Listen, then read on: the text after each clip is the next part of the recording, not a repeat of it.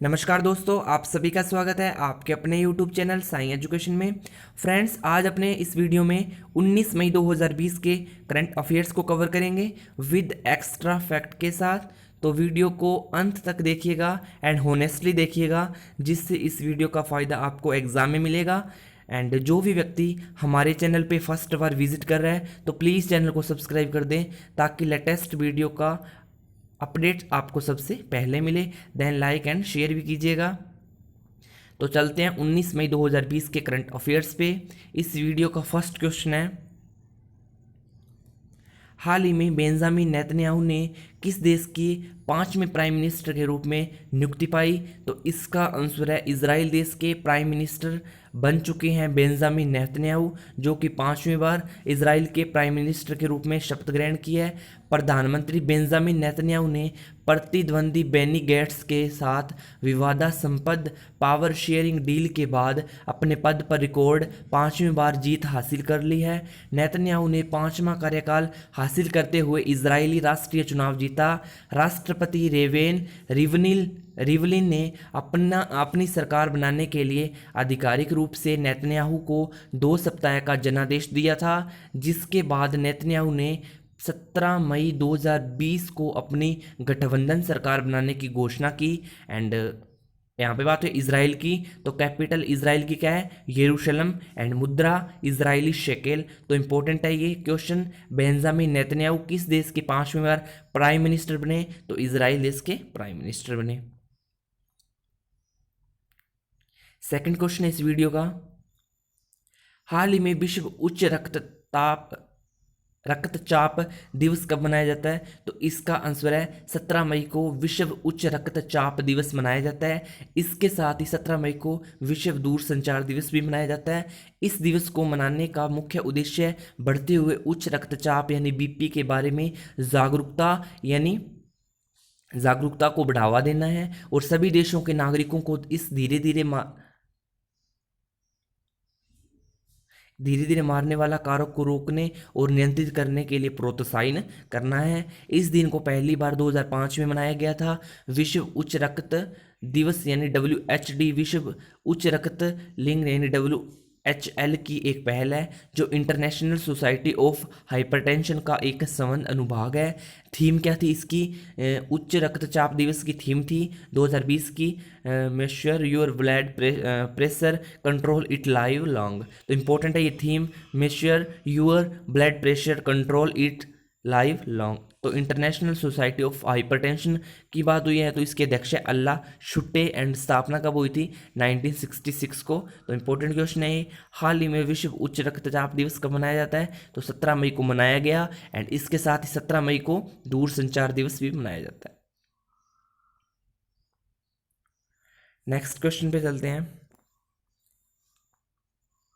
Next question है, हाल ही में पुस्तक Wuhan diary dispatches from a quarantined city, Wuhan diary dispatch from a quarantined city लिखी गई है। ये इसके लेखक कौन है? तो ये पुस्तक है Wuhan diary dispatches from a quarantines city. तो इसके लेखक का फोंग। तो यह पुस्तक ऑनलाइन डायरी एंट्रीज और सोशल मीडिया पोस्ट का संकलन है, जो कोविड-19 के दौरान 60 दिनों के लॉकडाउन में लिखे गए हैं। इस पुस्तक का प्रकाशन हार्पर नॉन फिक्शन द्वारा किया गया। तो इंपॉर्टेंट है ये। हाल ही में पुस्तक Wuhan diary dispatches from a quarantines city, इस पुस्तक के लेखक कौन है? फोंग। एंड किसने प्रकाशन किया इसका? हार्पर नॉन फिक्शन ने। इसके बारे में जो लॉकडाउन के 60 दिन है उसकी चर्चा की गई है, उसके बारे में बताया गया कि ये 60 दिन किस प्रकार गुजरे हैं। तो ये इंपॉर्टेंट बुक है Wuhan diary dispatches from a quarantined city. इसके लेखक फोंग एंड प्रकाशन किसने किया? हार्पर नॉन फिक्शन ने। नेक्स्ट क्वेश्चन पे चलते हैं।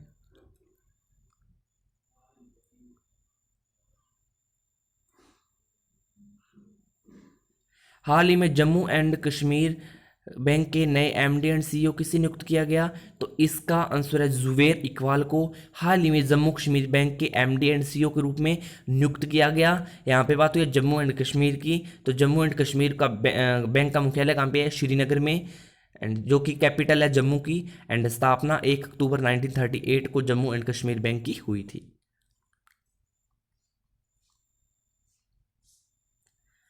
नेक्स्ट क्वेश्चन है, हाल ही में किसने ऑनलाइन डैशबोर्ड राष्ट्रीय प्रवासी सूचना प्रणाली NMIS तैयार किया? तो इसका आंसर है NDMA ने हाल ही में ऑनलाइन डैशबोर्ड राष्ट्रीय प्रवासी सूचना प्रणाली तैयार किया। NDMA द्वारा इस डैशबोर्ड को तैयार करने का उद्देश्य है प्रवासियों के आंदोलन के बारे में जानकारी हासिल करने और राज्यों में फंसे हुए व्यक्तियों के सुचारू आवागमन को सुगम बनाना है। यहाँ पे बात हुई है NDMA की, इसकी फुल फॉर्म आपको पता होना चाहिए, नेशनल डिसेस्टर मैनेजमेंट अथॉरिटी, राष्ट्रीय आपदा प्रबंधन प्राधिकरण, इसकी फुल फॉर्म है नेशनल डिसेस्टर मैनेजमेंट अथॉरिटी, इसकी फुल फॉर्म है। एंड NDMA की स्थापना 2005 को हुई थी, एंड मुख्यालय कहाँ पे है NDMA का? नई दिल्ली में। एंड NMIS की बात हुई तो इसकी फुल फॉर्म आपको पता होना चाहिए, नेशनल मिग्रेंट इंफॉर्मेशन सिस्टम, इसकी full form NMIS, national migrant information system, इसकी फुल फॉर्म है। तो इस क्वेश्चन को आपको पता होना चाहिए कि ऑनलाइन डैशबोर्ड राष्ट्रीय प्रवासी सूचना प्रणाली तैयार किया गया किसने? NDMA ने तैयार किया। नेक्स्ट क्वेश्चन है, हाल ही में इंटरनेशनल म्यूजियम डे कब मनाया जाता है? तो इसका आंसर है इंटरनेशनल म्यूजियम डे 18 मई को सेलिब्रेट किया जाता है। यह दिन हर साल समाज में संग्रहालय, सांस्कृतिक आदान प्रदान, संस्कृतियों के संवर्धन और लोगों के बीच आपसी समझ, सहयोग, शांति के विकास का एक महत्वपूर्ण साधन है। एंड यहाँ पे बात है अंतर्राष्ट्रीय संग्रहालय दिवस की 2020 की, तो थीम क्या थी? Museum for equality, diversity and inclusion. तो इसकी थीम इंपॉर्टेंट, 2020 के इंटरनेशनल म्यूजियम डे की थीम थी museum for equality, diversity and inclusion. And international museum परिषद का अध्यक्ष कौन है प्रेजेंट में? सुए अकोसी, जो कि हाल ही में नियुक्त हुए हैं इंटरनेशनल म्यूजियम परिषद के जो चेयरपर्सन है, यानी सुए अकोसी जी, जो कि अध्यक्ष हाल ही में नियुक्त हुए। तो इंटरनेशनल म्यूजियम डे कब सेलिब्रेट किया जाता है? 18 मई को। एंड इसकी थीम इंपॉर्टेंट है museum equality, diversity and inclusion, इसकी थीम थी। नेक्स्ट क्वेश्चन है, हाल ही में किसने रक्षा प्रेषण अवसंरचना योजना यानी DTIS को मंजूरी दी है? तो इसका आंसर है राजनाथ सिंह ने हाल ही में रक्षा प्रेषण संरचना योजना यानी DTIS को मंजूरी दी।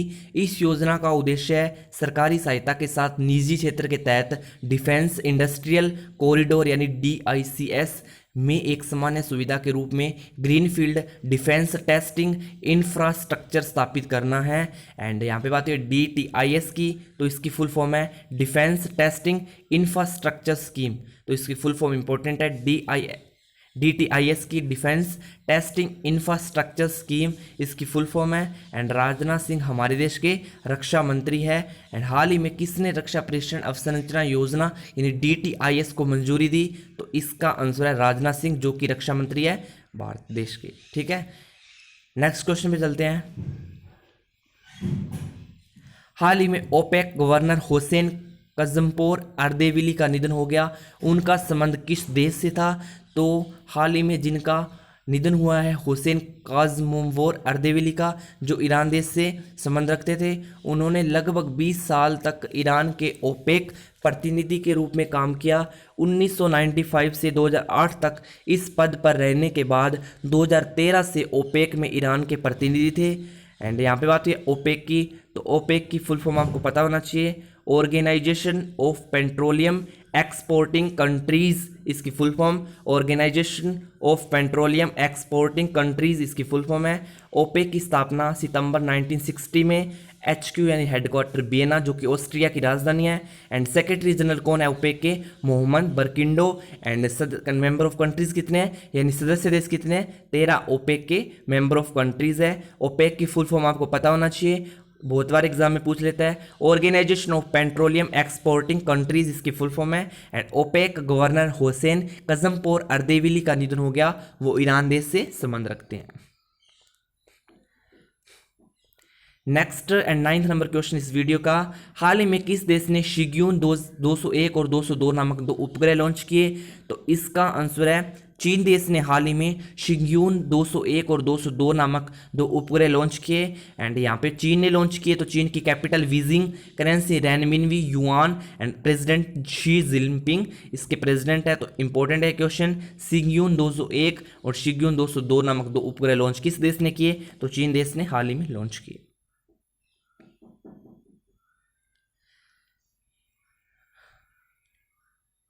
नेक्स्ट क्वेश्चन इस वीडियो का, हाल ही में किसने तकनीकी प्लेटफॉर्म तैयार करने के लिए फिनटेक स्टार्टअप डॉट पे के साथ समझौता किया? तो इसका आंसर है NRAI ने तकनीकी प्लेटफॉर्म तैयार करने के लिए फिनटेक स्टार्टअप डॉट पे के साथ समझौता किया। यहाँ पे बात हुई NRAI की साथ समझौता किया, तो इसकी फुल फॉर्म आपको पता होना चाहिए, national restaurant association of India. इसकी फुल फॉर्म है national restaurant association of India, इसकी फुल फॉर्म। NRAI की अध्यक्ष कौन है? रियाज अमलानी, एंड स्थापना 1982 को। HQ यानी हेडक्वार्टर कहाँ पे है? नई दिल्ली में। एंड डॉट पे की स्थापना एयरस्टे वाइल पेयू के से संस्थापक और प्रबंध निदेशक शैलाज नाज ने की थी। तो इंपॉर्टेंट है डॉट पे की स्थापना। एंड डॉट पे का मुख्यालय कहाँ पे? गुड़गांव में, जो कि हरियाणा में लोकेटेड है।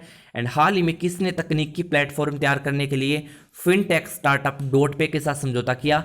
NRAI ने, यानी national restaurant association of India ने हाल ही में डॉट पे के साथ समझौता किया। तो इंपॉर्टेंट क्वेश्चन है ये। नेक्स्ट क्वेश्चन पे चलते हैं। 11th नंबर क्वेश्चन इस वीडियो का, हाल ही में American private equity fund general Atlantic ने रिलायंस जियो में कितने परसेंटेज हिस्सेदारी खरीदी? तो इसका आंसर है 1.34%। American private equity fund general Atlantic ने रिलायंस जियो में 1.34% हिस्सेदारी खरीदी है। तो इंपॉर्टेंट है ये क्वेश्चन। नेक्स्ट क्वेश्चन पे चलते हैं।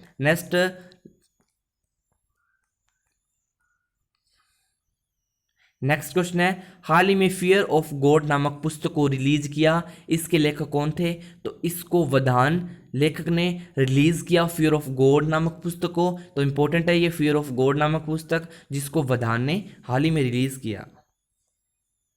नेक्स्ट क्वेश्चन है 13th नंबर क्वेश्चन इस वीडियो का, हाल ही में गिफी का अधिग्रहण किसने किया है? तो इसका आंसर है गिफी का अधिग्रहण हाल ही में फेसबुक ने किया। गिफी एनिमेटेड इमोजी बनाती है। एंड फेसबुक की बात हुई है तो फेसबुक की स्थापना 2004 को, एंड मुख्यालय कैलिफोर्निया में। एंड CEO कौन है? Mark Zuckerberg. तो इंपॉर्टेंट है ये क्वेश्चन। तो गिफी का अधिग्रहण किसने किया? फेसबुक ने अधिग्रहण किया। Next question 14th number, second last question, हाल ही में WEF के अनुसार 40 वर्षों के बाद पहली बार किस देश का कार्बन डाइऑक्साइड उत्सर्जन गिरा? तो हाल ही में WEF के अनुसार 40 वर्षों के बाद पहली बार भारत देश का कार्बन डाइऑक्साइड उत्सर्जन गिरा है। यहाँ पे बात हुई है WEF की, यानी वर्ल्ड इकोनॉमिक फोरम की। तो WEF द्वारा रैंकिंग जारी हुई है, जिसमें 40 वर्षों के बाद पहली बार भारत देश का कार्बन डाइऑक्साइड उत्सर्जन गिरा। यहाँ पे बात हुई है WEF की, तो इसकी फुल फॉर्म है वर्ल्ड इकोनॉमिक फोरम। एंड स्थापना जनवरी 1971 को। एंड HQ यानी हेडक्वार्टर कहाँ पे है? जिनेवा में, जो कि स्विट्जरलैंड में लोकेटेड है। एंड अध्यक्ष कौन है? क्लाउस स्कालोव। तो इसके अध्यक्ष इंपॉर्टेंट है, क्लाउस स्कावोव इसके प्रेजेंट में अध्यक्ष है, जो कि हाल ही में 13 मार्च को ही नियुक्त हुए हैं। तो इसकी आपको पता होना चाहिए। इससे एडिशनल फैक्ट, हाल ही में WEF के अनुसार 40 वर्षों के बाद पहली बार किस देश का CO2 उत्सर्जन यानी कार्बन डाइऑक्साइड उत्सर्जन गिरा? तो भारत देश का हाल ही में कार्बन डाइऑक्साइड उत्सर्जन 40 वर्षों के बाद गिरा। नेक्स्ट एंड लास्ट क्वेश्चन इस वीडियो का, हाल ही में प्रसिद्ध कॉमेडियन जेरी स्टिलर का निधन हो गया, उनका संबंध किस देश से था? तो जेरी स्टिलर अमेरिका से संबंधित थे, जो कि एक कॉमेडियन थे। उनका हाल ही में निधन हो गया। उन्हें टीवी के सीन फील्ड में जॉर्ज कॉन्स्टेजा के पिता की अपनी अहम भूमिका के लिए जाना जाता है। एंड जिसके लिए उन्हें 1997 में एमी अवार्ड के लिए नॉमिनेट किया गया था।